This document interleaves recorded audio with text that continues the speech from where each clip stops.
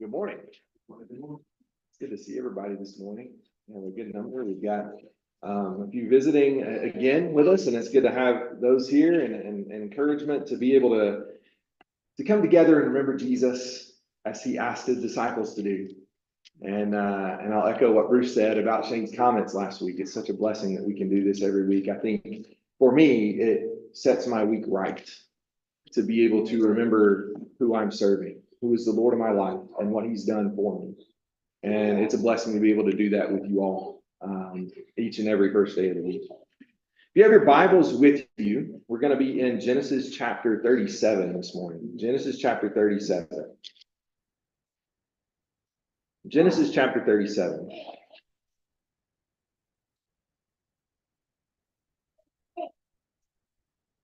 Many of you here this morning may be familiar with Joseph. Maybe you're not. That's okay. We're going to get a little familiar with him this morning. Joseph is one of the most fascinating characters in the Bible because outside of a comment his dad makes to him that we'll talk about this morning, there's not really much negative said about him. But there is a lot that he endures and a lot that happens to him that he shows great faith. As a matter of fact, that great faith is exemplified kind of at the end of his life, at the end of the book of Genesis, I should say. At the end of the book of Genesis, it says in chapter 50 and verse 15, I'll just read this and you can listen. It says, when Joseph's brothers saw their father was dead, they said to one another, if Joseph is holding a grudge against us, he will certainly repay us for all the suffering we caused him. So they sent this message to Joseph. Before he died, your father gave a command, say this to Joseph, please forgive your brother's transgression and their sin, the suffering they caused you. Therefore, please forgive the transgression of the servants of the God of your father. And Joseph wept when their message came to him. His brothers also came to him, bowed down before him, and said, we are your slaves. But Joseph said to them, don't be afraid. Am I in the place of God? You planned evil against me. You planned evil against me. God planned it for good, to bring about the present result, the survival of many people. Therefore, don't be afraid. I will take care of you and your children. And he comforted them and spoke kindly to them. Now, if you're not that familiar with the story of Joseph, let me just tell you that was an incredible show of humility and faith and forgiveness. If you are, you understand that his brothers had every right to be afraid because they had mistreated him and been cruel to him. But Joseph's faith was always in God. He trusted that God's plan was going to prevail over anything that any one person could do to try to prevent it. Joseph looked back at his life and he said, you meant this for evil. And they did. We'll talk about that a little bit more. But God meant it for good. And look at what's happened. What happened was all of Israel was saved. Saved from a famine, saved from death, as acknowledged by the brothers who said, if we don't go get food, we're going to die. Right? And so Joseph said God had this good thing planned. And so this morning, we're going to flip back a few chapters. We're going to look in Genesis chapter 37, and we're going to look at some lessons from Joseph early on in his life to see how he ended up in this place. But also maybe to see the faith that he exhibited early in his life as well. The name Joseph in Hebrew means Yahweh has added. Jehovah has added. It's a name that was given to Joseph. He was one of the last sons born to Jacob or Israel. He was born to Rebekah, the wife, to Rachel, the wife that Jacob dearly loved, and was unable to have children until Joseph was born. And then later Benjamin would be born, the two youngest of his 12 sons. And he named him Jehovah has added. And what we'll see is that comes to be true in Joseph's life in a number of ways, that God had added help. He had brought salvation. He had been a source of encouragement God had been to his people, to Joseph's family, to Jacob's family. And so these observations we're going to make are going to come from Genesis chapter 37. And what we're going to do this morning is we're just going to read a few verses, look at this story, and then we'll make a few observations. So follow along with me. I'll be reading from the Christian Standard. And so if you're reading from a different translation, that's okay. It may read slightly different, but I think the points will still come across the same way. Genesis chapter 37, we go back to the beginning of Joseph's story. Jacob lived in a land where his father had stayed, the land of Canaan, and these are the family records of Jacob. At 17 years of age, Joseph tended sheep with his brothers. The young man working with his son, the sons of Bilhah and Zilpah, his father's wives, had brought a bad report about them to their father.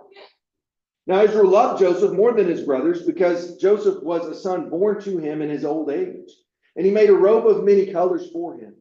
When his brothers saw that their father loved him more than all his brothers, they hated him and could not bring themselves to speak peaceably to him. I think the first thing that we see in the life of Joseph is bitterness. Bitterness is a dangerous thing and comes in contrast to the grace of God. And I think we can see this in our lives, but I want us to look at Joseph's brothers first in this story. We're introduced to Joseph at the age of 17, and he is working in his father's house, dearly loved by his father, and he is almost put in a position of authority, really, because his father is sending him out to see how the things are going in the fields with his brothers. And Joseph comes back and gives a bad report. Now, that just adds coal to the fire, because if you understand anything about the book of Genesis, there are other stories of favorite children. Jacob himself was a favorite child of his mother, while Esau was a favorite child of Isaac, his father. And that did not end well for either Jacob or Esau in the first, right after Isaac dies. Jacob has a favorite son. He has a favorite son, and it's Joseph. And the brothers know that, right? And you can sense that they know that. Notice what the text says again. Israel loved Joseph more than his other sons. When his brothers saw their father loved him more than all his brothers, they hated him and could not bring themselves to speak peaceably to him. When we think about what it means to hate someone, we understand that the Bible tells us that that is something that we struggle with from the very beginning of the Bible story, right? Cain murdered his brother, right?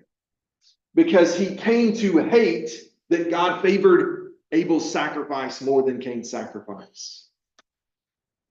Hate, when left in the heart to grow, produces all kinds of terrible things in our lives. Which is why Jesus said in Matthew chapter 5, you have heard that it was said, love your neighbor and hate your enemy. But I say to you, love your neighbor and love those who hate you and persecute you. Earlier in that same sermon in chapter 5, he would say, blessed are those who persecute you for my name's sake. You see the shift in somebody who's a servant of God. Jesus is reiterating what God intended all along in the Sermon on the Mount. Here's what God wants from the heart of his people: to be gracious, to love your enemies. But can you imagine if your enemy was your brother? Maybe you can, more than I'm able to. But that was the case. Their own sibling was their enemy. And he was coming to check on them. And they didn't like that. They didn't want that. And it says they could not speak peaceably to him. When thinking about what it means to be peaceful, I think about the fruit of the Spirit, right? Paul contrasts in Galatians chapter 5, and he says the deeds of the flesh are evident, but the fruit of the Spirit is love and joy, peace, patience, kindness, goodness, faithfulness, gentleness, and self-control. Love and peace show that God is living in our hearts. Jacob's sons are showing, and they've already shown in some other stories, that God is not living in their hearts. The Spirit is not guiding their actions, so that they can't even speak peaceably to him. In Hebrews chapter 12, there's a statement about bitterness that I think fits really well with what we're talking about. Hebrews chapter 12 and verse 14, the Hebrew writer says, pursue peace with everyone and holiness. Without it, no one will see the Lord. Make sure that no one falls short of the grace of God, and that no root of bitterness springs up, causing trouble and defiling many. You see that? Pursue peace with everyone. And make sure that no one falls short of the grace of God, and no root of bitterness springs up, because it causes trouble. I think we understand that practically, but we're going to get to see the trouble that it causes in the life of Joseph, and the trouble that it causes for Jacob and for his family, right? In the story as we continue, bitterness is in opposition to the grace of God. When we can, what does the Hebrew writer say? Be peaceable, strive for peace, seek that out. That is us trying to remove the hate and the bitterness from our heart. It takes work. So we continue on in verse 5, back in Genesis chapter 37 and verse 5. Then Joseph had a dream. When he told it to his brothers, they hated him even more. And he said to them, listen to this dream I had. There we were binding sheaves of grain in the field. Suddenly my sheaf stood up, and your sheaves gathered around it and bowed down to my sheep. Are you really going to reign over us? His brothers asked him. Are you really going to rule us? So they hated him even more because of his dream and what he had said. Now, you can imagine, maybe we can try to imagine, put ourselves in the brothers' position. You're older, much older, actually. They were adults with families of their own, if I understand the timeline correctly. And they're working in their father's field, was also working to provide for their families. And here is this 17-year-old boy who is tattling on us. And now he's had a dream that we are all going to serve him. Don't you know that was their fear? Think about this from just a perspective of culture and time. The oldest son typically got the blessing and received all the father's wealth and servants and land. That was the inheritance. Except in the story of Jacob and Esau, Jacob was the younger son, maybe by just a little bit because they were twins, but he was the younger. And he tricked his father and his brother out of the birthright and of the inheritance. So Jacob received his father's inheritance. Don't you know those older siblings of Joseph knew that? They were aware of the history. And when they saw that Jacob loved Joseph more than them, don't you know that it was their concern that he would rule over their father's household? Just in those terms. They had no idea. I don't think there's any way they could have known that Joseph would have eventually become a ruler in Egypt, second only to Pharaoh. No, they were concerned about their father's household. And so now Joseph is dreaming that they're working in a field, which is what they did, and their sheaves bow down to his. Who's in charge? That was their fear, and they hated him even more. This all matters to what they end up deciding to do to Joseph. This is all building up in them. I think I want us to see that their inability to remain humble in their state, they had no idea how their father was going to handle the inheritance. They hadn't asked him about it. They were making assumptions based on their jealousy and pridefully getting offended by a dream. Now, I would say that the dreams that Joseph had were different. And the reason probably that Joseph, as a young man, is compelled to tell them is because he knew they were different. I believe when God sends dreams to his people, there is a difference than just a normal dream. And I think Joseph was trying to voice this was different. His brothers couldn't see that either. When we are God's people, we understand what a blessing we have. I want to make a transition in thought here. Joseph was, they thought, talking about the inheritance. We know that we receive an inheritance from the Father as adopted sons, the same inheritance as Jesus God's only son. And yet Jesus wasn't jealous to share that with us, but he sacrificed himself to share the inheritance with us. What we see at the end of Joseph's life is he shares the inheritance with his brothers. He doesn't make them his servants. They live freely in the land of Goshen next to Egypt. And he helps them do that. His ability to stay humble, their inability to stay humble in this situation. Let's continue reading the next dream here, starting in verse 9. It says, then he had another dream, and he told his brothers, look, he said, I had another dream, and this time the sun, moon, and 11 stars were bowing down to me. And he told his father and brothers, and his father rebuked him. What kind of dream is this you have had? He said, Am I and your mother and your brothers really going to come and bow down to the ground before you? His brothers were jealous of him, but his father kept this matter in mind. I don't think Joseph nor Jacob knew how this dream was going to come true. But this is the one time where we see Joseph kind of rebuked. And I think we can understand that. I think as a father, I can understand, hey, Joseph, can you just keep your mouth shut? Don't you see you're making things worse? Just stop talking about your dreams. This is not benefiting anybody right now. I think if we look at it from Joseph's perspective, there's probably some innocence in his speaking of the dream. At least my take on it is that he's speaking this dream because he understands it's something different than a normal dream. Right? And so then he feels compelled to say it. But from a father, with his wisdom, he says, you already know your brothers don't like you. Stop making them not like you more. Right? And so you have this second dream, and Jacob's question, and are we all going to bow down to you? What are you saying? I don't know that Joseph understands what he's saying, right? He's just saying, I had this dream. We have, again, to be careful about how we interpret things because God holds the future. God holds the future, and they didn't know how this was going to play out. I like this last statement, though, because I think it shows Jacob's faith and his trusting in God. From a practical sense, he probably didn't want Joseph to keep talking about these dreams, but from a God-fearing sense, it says his father kept this matter in mind.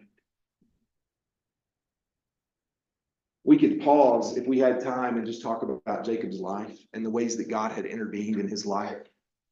There was one instance where he's working for his father-in-law who has tricked him and deceived him and kept him as a servant, essentially. And Jacob says, okay, I'm not stealing your herd. So we'll do this. I'll take all the bad sheep. I'll take all the ones that nobody will buy, that nobody wants. I'll take them. And you take the good ones. And then what happened was all the sheep that usually weren't worth anything started growing and multiplying in mass number. God was with him. But there's also a lesson that Jacob had to learn later in his life as he's coming back into the land to meet right before he meets his brother Esau. The text tells us that he sends the family on across the river and he spends the night on the other side of the Jordan River, and an angel appears to God, a man of God.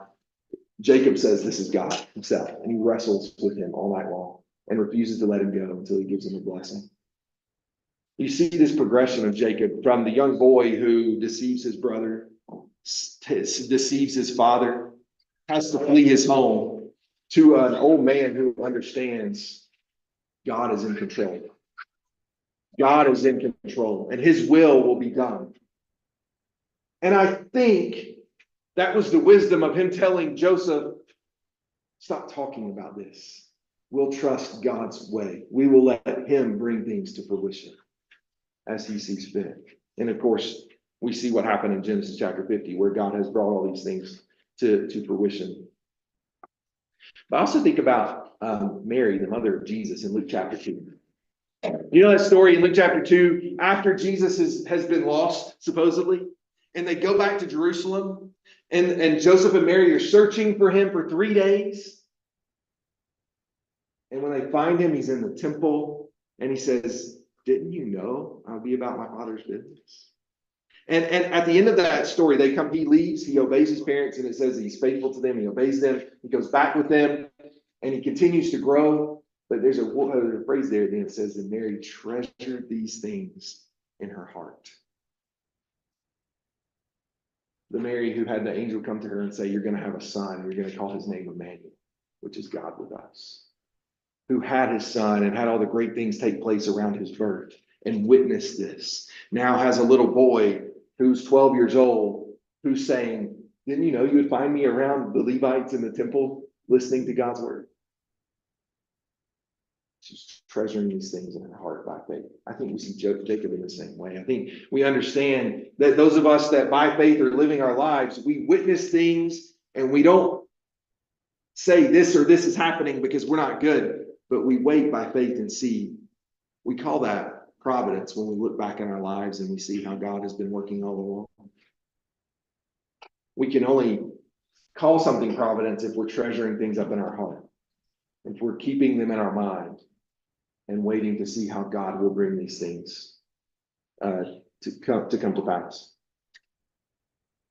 All right, so we are down to verse 11. We're going to skip just a little bit. The brothers go out into the pasture in verse 12, and we kind of have they come out and Jacob goes to Joseph. He knows where they are. I'm going to send you out to them again. Skip down to verse 18. Because that section is basically Joseph looking for his brothers because they weren't where his father thought they were supposed to be. So verse 18, it says they saw him in the distance, and before he had reached them, they plotted to kill him. They said to one another, oh, look, here comes that dream expert. That's the Christian Standard. I think some of the translations say, here comes the dreamer. Here comes that dream expert. So now, come on, let us kill him and throw him into one of the pits. We can say that a vicious animal ate him. Then we'll see what becomes of his dreams. When Reuben heard this, he tried to save him from them. He said, let's not take his life. Reuben also said to them, don't shed blood. Throw him into the pit in the wilderness. But don't lay a hand on him, intending to rescue him from them and return him to his father. When Joseph came to his brothers, they stripped off Joseph's robe, the robe of many colors that he had on. They took him and threw him into the pit. The pit was empty without water. They sat down to eat a meal. And when they looked up, there was a caravan of Ishmaelites coming from Gilead. Their camels were carrying aromatic gum, balsam, and resin, going down to Egypt. And Judah said to his brothers, what do we gain if we kill our brother and cover up his blood? Come on, let's sell him to the Ishmaelites and not lay a hand on him, for he is our brother, our own flesh. And his brothers agreed. When the Midianite traders passed by, his brothers pulled Joseph out of the pit and sold him for 20 pieces of silver to the Ishmaelites, who took Joseph to Egypt. When Reuben returned to the pit and saw that Joseph was not there, he tore his clothes. He went back to his brothers and said, the boy is gone. What am I going to do? So they took Joseph's robe, slaughtered a male goat, dipped the robe in its blood. They sent the robe of many colors to their father and said, we found this, examine it. Is it your son's robe? Is it not your son's robe? His father recognized it. It is my son's robe, he said. A vicious animal has devoured him. Joseph has been torn to pieces. Then Jacob tore his clothes, put on sackcloth around his waist, and mourned for his son many days. And all his sons and daughters tried to comfort him, but he refused to be comforted.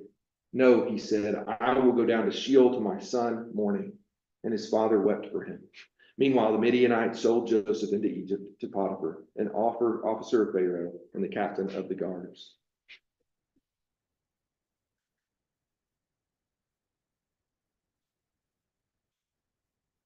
Joseph's brothers, in jealousy and bitterness and pride, come up with a foolish plan. The first foolish plan was, let's kill him. We'll kill him and we'll pretend like an animal devoured him. They're only thinking about themselves. They're not thinking about their father at all. We see that at the end of the story. After they sell him, they come back and they give the coat that's ripped up and bloody. And they say, we found this. Is this your son's coat? They knew. And they just let Jacob make some assumptions. It is. He must have been devoured by an animal. And then he's mourning.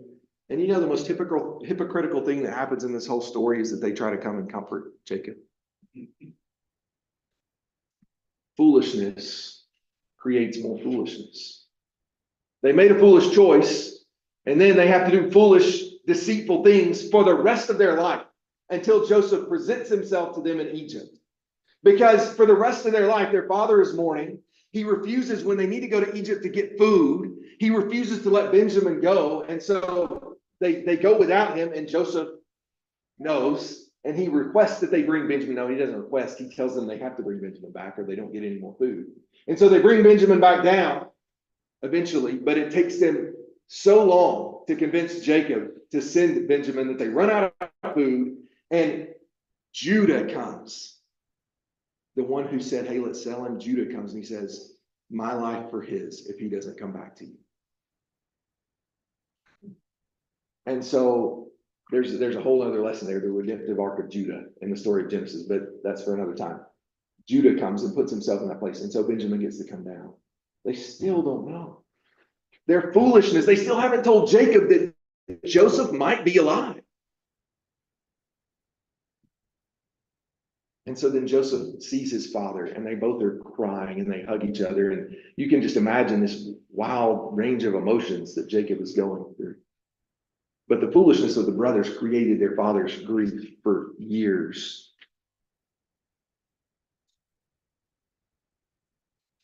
Not only did they let their jealousy lead them to a decision to try to murder their brother, if not for Reuben, which his plan's not any better. He just says, let's throw him in the well. Maybe like, don't throw people in pits, right? But that's his plan. We'll put him there. I'll come back. I'll get him. I'll take him back to Jacob. Before he gets back, they sell him. We're going to get to a point in just a minute, but I want to they sell him for 20 pieces of silver. We're going to bounce back to that in just a minute, because we're looking at this story, and then I want to make some parallels at the end of the lesson. But I want to say here that when our hearts are turned away from God completely, we will be some of the most foolish people, making some of the most foolish and damaging choices that we can make. There are these pictures in the Bible, and I can't speak to all of them. There's one that always stands out in my mind, and it's in Ezekiel. In the latter half of Ezekiel, where Ezekiel's seeing a vision of the temple in Jerusalem while he's in Babylon, really outside of Babylon. And what he's seeing is the priest, because the question is, when are we going to get to go back? When are you going to restore us? Why did you destroy your temple? And so in this vision, Ezekiel is seeing this to relate it to the people. Here are the priests who are supposed to be offering sacrifices to God, and their back is turned to the Ark of the Covenant, and they are bowing down to the sun god. Foolishness. Bowing down to carved pieces of wood that they should have known as God's people. He had presented himself as a real God throughout their history as a living, and they're supposed to be serving God for the people, and they're worshiping idols. That is an example. There are others throughout the history. We do foolish things when we turn our back on God. And as is the case in this story, they can be especially damaging to the people who care about us the most. Jacob is devastated. And Joseph's brothers, Jacob's sons, don't seem to care that they have devastated their father. And you say, well, but they're trying to console him. They must care a little bit. No, if they cared, they would tell him the truth. If they cared, they wouldn't have sold him into slavery. If they cared, they would have respected their father's wishes. They don't seem to care. Foolishness in the heart of an unbeliever. Ecclesiastes chapter 10 and verse 1 says, a little foolishness is weightier than wisdom and honor. I think we understand that to be true in our lives. We make foolish choices, and those foolish choices stay with us a lot longer than all the good choices we make, right? Well, finally this morning, I want to make a parallel. We're not going to read all the rest of the story. It doesn't get better for a while until it does. Joseph goes to Potiphar's house, and things seem to be going well. He's in command of all of Potiphar's house, and then Potiphar's wife lies about him because she thought he was good looking, and tries to lay with him. He runs away. She tells a lie. He gets thrown in prison. He's in a terrible place in prison. And then he gets promoted over the whole prison because he's so trustworthy. And then there are these two servants of Pharaoh, and they have dreams. And Joseph interprets their dreams, and he says, you go tell Pharaoh, don't forget about me. Well, for 2 years, they forget about him until Pharaoh starts having dreams. And the cupbearer says, oh, hey, I remember this guy in prison who told us exactly what was going to happen. They get Joseph. Pharaoh puts Joseph in charge of saving the whole region, really. There's a famine that's going to come. But before that, there's going to be 7 years where we have more than we need. And so they make a plan, they store it up so that when the famine comes, they can provide. Not only, it's not just for Jacob's family, but in the story of Genesis, it matters that Jacob's sons then are sent down to Egypt. Joseph saved his family. All right, so we're going to make some parallels really quick. The first thing that we see is that he was sent out by his father to go to his brethren. Jesus was sent from heaven to go to his brethren. He tells a parable that the master, when he sends servants and they don't listen to them, he's going to send his son and they will kill him. Jesus goes to the Israelites to prepare them that the prophecies are coming true. God's kingdom is coming. He is the Messiah. He was rejected by those jealous brethren. Rejected, falsely accused. He was captured and sold for 30 pieces of silver. I told you to remember the 20 pieces of silver Joseph was sold for in the story. I think it's significant that that language is similar. The number is not exactly the same in this story, but it is in other places. It's the pieces of silver, what he was sold for. Not enough to equal a life, right? Not enough to equal a life. And so Jesus was captured and sold for 30 pieces of silver and put to death. Jacob thought Joseph had been put to death, right? You see this parallel. Joseph is a type of Jesus. That's the point I want us to see. When we read our Bibles, when we look in the Old Testament, you say, why do we have these stories? We're not under the Old Covenant. No, it's to show us stories and pictures and images of Jesus. The Hebrew writer says they are a shadow. Here, Joseph presents himself as a Jesus type, a savior for his people. And that's where the story comes to conclusion. Joseph brings salvation to the world. You might say, well, okay, not the whole, okay, in that region, that area, he brought salvation to the known world. Egypt was the world power of that time. And through God's plan, Joseph brought salvation. Jesus died. For God so loved the world that he gave his only son, that whoever would believe in him will not perish, but have everlasting life, to bring salvation to the world. You see, God's been telling us all along what his plan was. He was showing throughout history what his intention was. He always intended to save us. He always intended to bring us back to him. And he's showing us what those relationships look like. And so we get to the end of the story in Genesis chapter 50 and we see it again. And Joseph says, do not be afraid, for am I in God's place? I'm not going to judge you. God is the judge. Jesus came down to save us so that we could be right in God's sight. And now, even now, for each one, he is in heaven mediating. He is pleading on our behalf. He is before God's throne on our behalf. As for you, you meant evil against me, but God meant it for good in order to bring about this present result. You might say that our foolishness, our sinfulness is equated to us meaning evil against God. And yet God brought about a good result in those who are his, those who are serving him. He brings about that change through Jesus. And Joseph says, God did all this to bring about the salvation, to preserve many people alive. Why did God send Jesus to die on the cross and then raise him up and seat him on a throne in the heavenly places? To preserve many people. so that we could be raised up and seated on thrones in the heavenly places. Ephesians 2 says.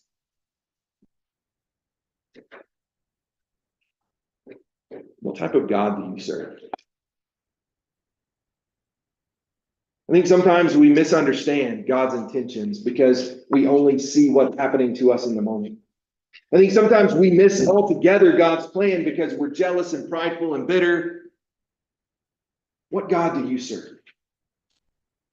The God of the Bible is a God of love, mercy, justice, grace, and ultimately a God who wants us to be his people.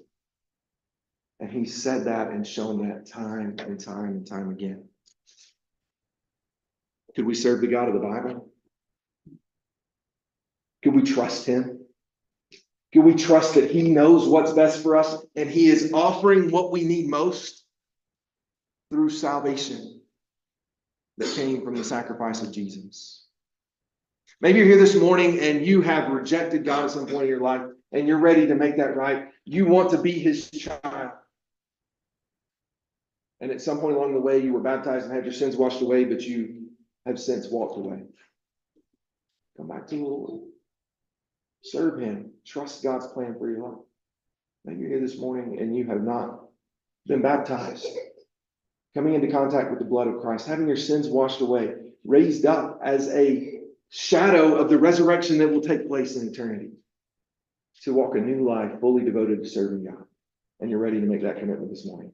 Whatever the case is, whatever your need is, we're here to encourage each other. We'll pray with you and for you. But let's all be encouraged as we sing, there's power in the blood.